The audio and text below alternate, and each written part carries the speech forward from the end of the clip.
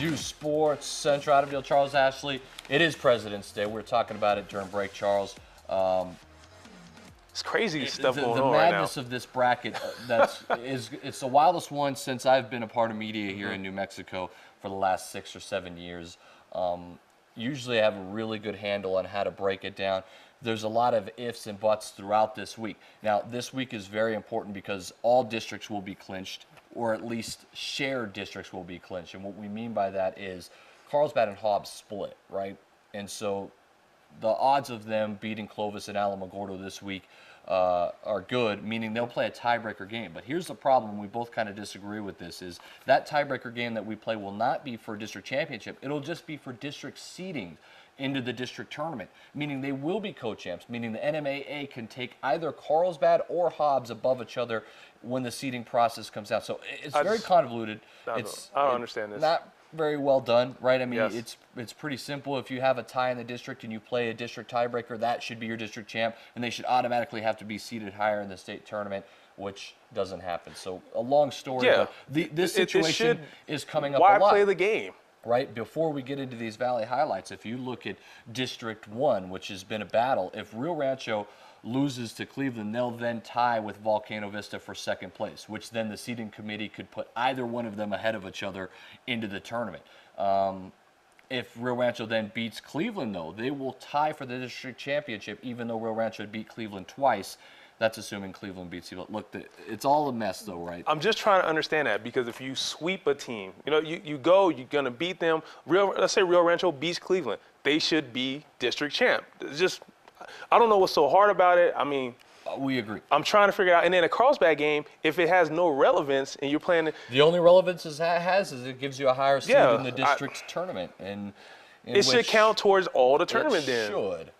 Absolutely. I think it makes it so hard for people to figure this out. The NMAA will look at it and Carlsbad and Hobbs play again. Say Carlsbad does win. I think they should be seated above. You should be rewarded Hobbs, for beating teams. It so shouldn't we'll just be to help out. We're going to show you our bracket and what it looks like a little bit later, and then we're going to show you the Max Preps Top 16 and where you can relate both sides and then do all the math. There's a lot of rules. It's going to be tough. It is difficult to see this. It's going to be tough. Let's move on now, Charles. Districts were clinched. We talked about that in the headlines. One of them being the Valley Vikings against your Bulldogs. I hate to say it, my friend, but this place was rocking on Thursday night. You were there. There was not a seat to be had. You had the Bulldogs student section, the Valley student section.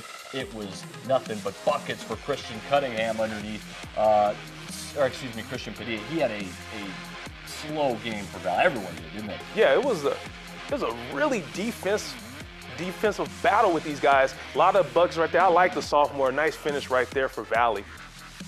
Oiku with the putback. And then left alone is Idiaki for three. That's good to go Valley up early. Idiaki big in the beginning, and he was going to be big and late. Monster. And right here, you can't leave him open. Alonzo, Armijo, long range. The guy's a threat from anywhere on the floor. But Valley, the talented freshman Chavez, to the nice pass right there. Chavez held scoreless, I believe, in this game. It was scoreless, Cassiano with that bucket. Well, the dish underneath, and get that out of here, says Yannick Galunga, who did not start, by the way, and Tommy Holtree was out of this. You mentioned it. Armijo started to feel it, had 15 points in this one, Charles. Yeah, but with a guy like a Holtree out, you got to get people to produce, and Enriquez gets the bucket. I always say he's the best 5'10" center in New Mexico. And the Bulldogs out on a break. Cole Perez with the finish. Look at the score. Albuquerque High up 25-21. They're starting to establish some momentum, some dominance, right, Adam? Well, they are, and you mentioned that Christian Enriquez was big on the inside. That's a finish. Christian Enriquez finished with 12 points, but his turnovers late were very costly. Armijo again deep, 3 of his 15. Valley down 10, Charles, but they start to come back. Oiku in the corner, that's 3 more. All of a sudden, we got a game here in the fourth quarter. We got a game in the fourth. Nice little drive right here. They force a tie-up, which is huge because Valley gets the ball. Down 2, what are you going to do? We were talking about the talented team that they got, and watch this play right here. Breaking down on dribble, strong move, and one off the backboard, count it. And fans going crazy. The key there, Charles, it brings it back within 3. They were down 5, then a steal on the inbound. Padilla says, give me that rock inside. And look at this. In one again within 10 seconds of each other, Valley just takes the lead. Can you believe that? They take the lead. It's 39-38. Bulldogs had called a timeout to set something up, but Ilunga turns the ball over. Valley ball. Valley wins. Valley clinches. 39-38. Congratulations to the What a Vikings. comeback. You guys down by 10 with about 4 minutes to play in the fourth quarter. Did you think you guys had the run in you? Well, I don't know, but I really love our kids. This is what they've done all year. They don't quit. They play hard. You know, they made plays when they had to make plays. Ose and Kiko, 2 seniors, led us down the end. And then we have Sagun, a freshman, who I thought was outstanding the whole fourth quarter. But that team and that crowd is really why we were able to win. There it is again, the score, Coach Coleman.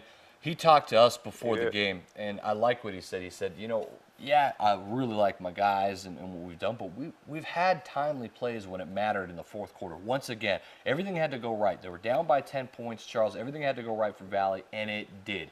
And Osei Idiaki with 2 back-to-back 3-point plays, which were huge. Down 5 with 1:16 left, and he was able to give his team the 1-point lead. I'm going to disagree with Ron Garcia holding the ball at the end for 1 shot with 30 seconds. That's what Albuquerque did, down 1. Tough situation. I'll That's tell a you, 2-for-1 Valley situation wasn't to shooting me. the free throw good. If you miss, you get a chance to get a rebound and put it back. But he calls timeout with 7 seconds to make sure he gets a last shot. And you saw it. Yannick Ilunga was stripped. No chance for a second effort at it. No chance to foul and get it back. So Ron Garcia knows way more about basketball than me. It's okay that I disagree, but I'm just saying I don't know if it was the right play. Yeah, as a fan, I'm watching the game. I'm thinking 30 seconds. That's a great 2-for-1 opportunity. 30 seconds, let's get a shot off. If we don't make it, you still have a chance to force a turnover, get a rebound, or put Valley on the line. As you mentioned, not very strong at the line that night. Give your chance give you more than 1 chance. And the Bulldogs only had 1 chance to score. It kind of puts you at a handicap, wasting those time. Turnovers in the last 4 minutes for the Bulldogs were huge. Christian Enriquez was monster giving that 10-point lead, but also monster by giving it Turning back. the ball he had over. about 3 turnovers, I think, almost back-to-back that were big.